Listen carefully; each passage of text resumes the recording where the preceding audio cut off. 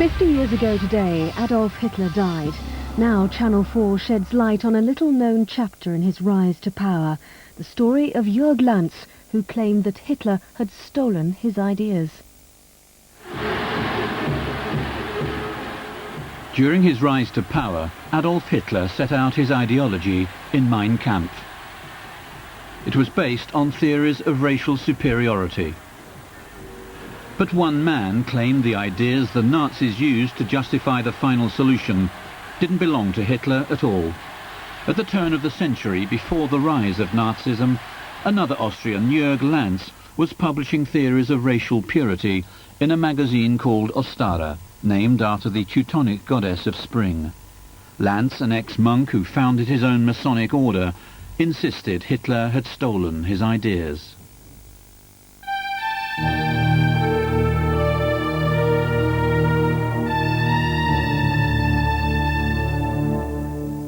In 1909, a shabby young man came to see me and introduced himself as Adolf Hitler. He said that he lives on Felberstrasse and that he buys the Ostara in a tobacco shop there. But he was missing 2 issues. I gave him the 2 missing issues as a gift and even gave him 2 crowns car fare. Lanz claimed 2 editions of Ostara that he'd given to Hitler, numbers 30 and 31, outlined his own racial theories.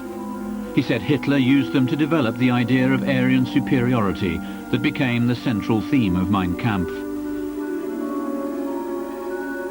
Lanz survived the Second World War and was living almost in hiding when he met the young psychologist Wilfried Daim.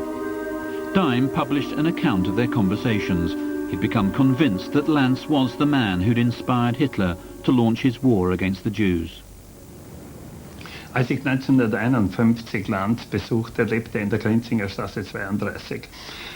Er war freundlich, aber immer etwas zurückhaltend, vorsichtig, und es war ziemlich klar, dass er Angst hatte, von den Amerikanern oder von den Russen verhaftet zu werden.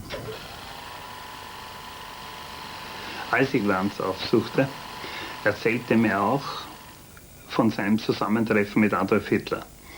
Dieser besuchte ihn 1909, war also damals 20 Jahre alt. Und das ist ein sehr wichtiges psychologisches Alter, weil man sich in diesem Alter versucht, ein Weltbild zurechtzuzimmern. Das erklärt auch die unerhörte Bedeutung des Einflusses von Lanz auf Adolf Hitler. But Hitler never acknowledged the work of Leon Lanz.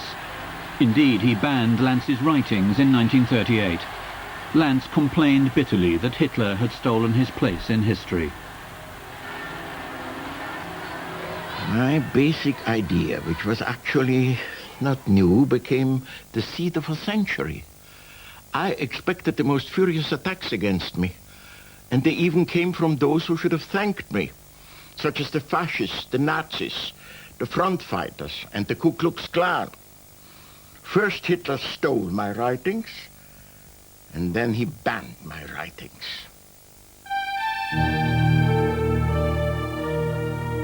As Lanz grew to trust Daim in the 3 years up to his death in 1954, he began to reveal his own version of events.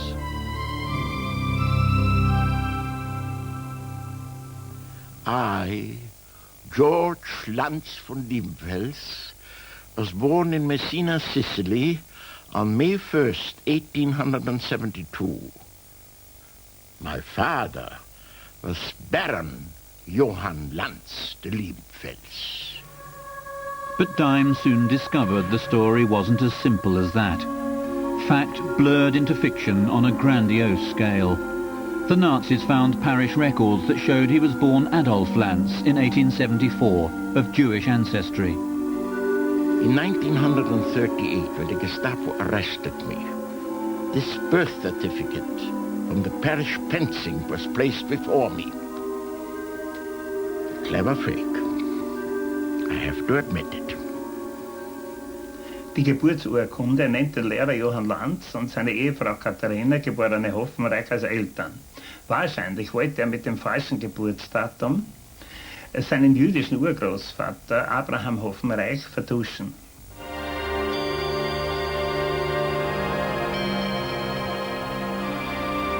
Lanz's articles in Ostara were a mix of radical theories and autobiography. In one issue, Lanz recounts how, in 1893, he joined a Cistercian order. I was an idealist, an absolute fool, enticed by temptations, threatened by subhuman creatures. That's why I entered the monastery, not out of weakness, but out of my desire for purity. I chose the name of George. George the Dragon Slayer.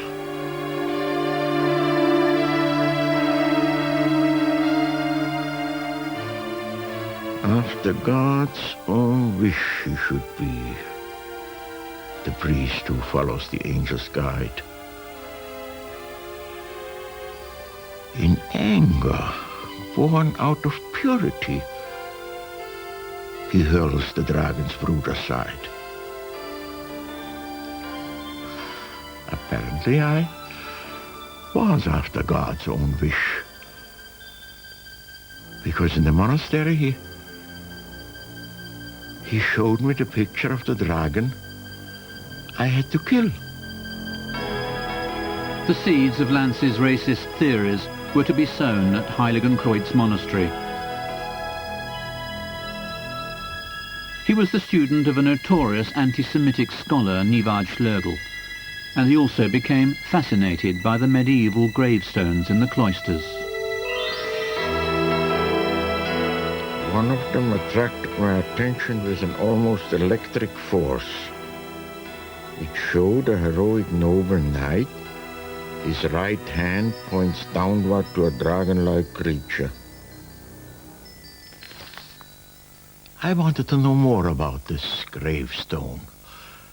When that very night I had a dream in which I saw a Knight Templar. Dieser Stein wurde zum Grundsymbol seiner Weltanschauung. Einerseits bedeutet der Ritter den Aryo-Heron, wie er es nennt, und das Wort Arya kommt aus dem Indischen und bedeutet dort Herrenkaste. Auf der anderen Seite bedeutet das Tier unterhalb des Ritters, ein Symbol der minderwertigen Menschheit, der Chandala, wie er es nennt, und auch dieses Wort kommt aus dem Indischen und bedeutet dort die Dienerkaste. Lanz's open belief in Aryan supremacy put him at odds with his church, but soon another influence would enter his life. This monastery had degenerated into a band of schemers, of scandalized clerics. That's why I went on a search for my own place of temple iron. And I found it in Werfenstein. There I met August Strindberg. Strindberg, a Swede, had moved to Austria in 1893 with his wife Frida Uhl. But within 2 years the marriage was over, and Lanz met him in 1896 when Strindberg went to stay with his daughter near Werfenstein. Werfenstein was destined to become the spiritual home of Lanz's self-styled Order of New Templars that later claimed Strindberg as a fellow traveller. Lanz was a fervent admirer of Strindberg's racist novella Chandala, published in German in 1894. It was a tale of Aryan purity threatened by dark animal forces. He embraced an animal, and then the animal kissed him like a cat. And he turned away, afraid the animal would kiss his lips. He was afraid to breathe an impure spirit.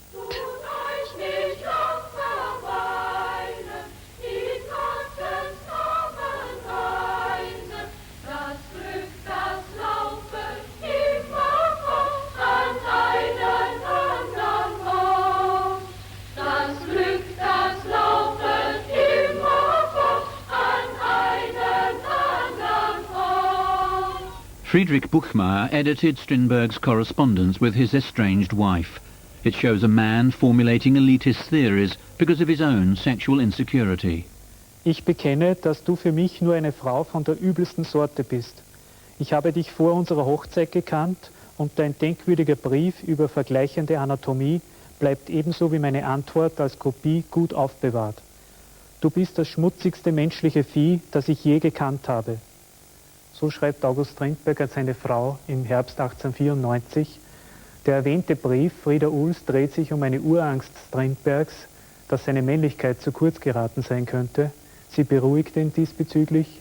Er aber reagiert erbost und schreibt, kurze Glieder seien Markenzeichen von Aristokraten, lange von Plebejern. Now, as far as the genitals themselves are concerned, all the Chandalas, Mongols and Negroes have enormous genitals. It is an animal characteristic that is instinctively recognized as such by the masters of antiquity. Their heroes were always shown with parva pudenda, tiny genitals. The fauns and satyrs had magnas carnes.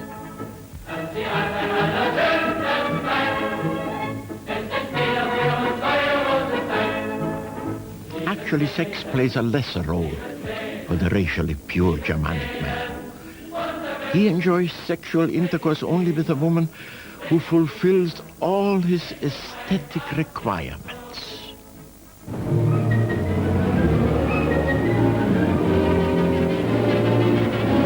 Alarm! Arya was dead, and Arya was victorious. Victorious over the inferior races with the help of his knowledge and his intellectual superiority. Strindberg put it so marvelously. I'm still weeping. The true aristocrat is the blonde and the blue-eyed. Lanz felt inferior because he was not an aristocrat. So he gave himself an aristocratic name, von Liebenfels, after a friend. Like the Nazis, Lanz was a feudalist. And like Hitler, he was obsessed with the notion of the super race, not least the ideal of blonde, blue-eyed womanhood. This fixation would soon end his monastic career. I seek an Aryan girl to wed, through and through Germanic bred, tall with hair of golden hue, sturdy limbs and eyes pure blue. Liebenfels Felicetti was blonde, but her pubic hair was dark. Perhaps she wasn't blonde at all. Lanz hatte einen adeligen Freund namens Liebenfels Felicetti. Anhänger des Lanz behaupten, er wäre eben mit der Schwester dieses Freundes durch einige Zeit verheiratet gewesen und hätte von ihr das Adelsprädikat von Liebenfels übernommen. Das kann sein.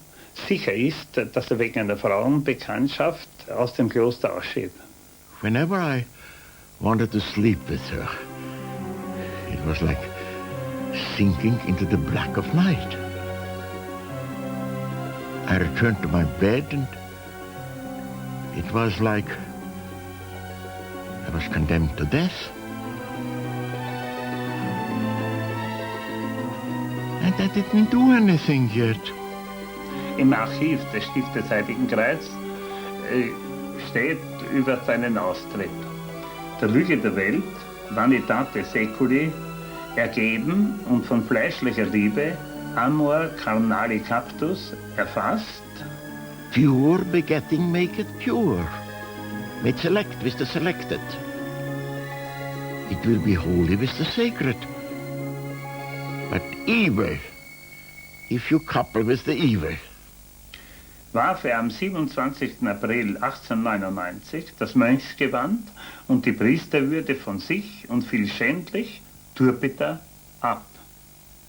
I entered the monastery because I wanted to keep my chastity. That's exactly the reason why I left it again. Hitler shared Lanz's sexual preoccupations. Women had little or no power in the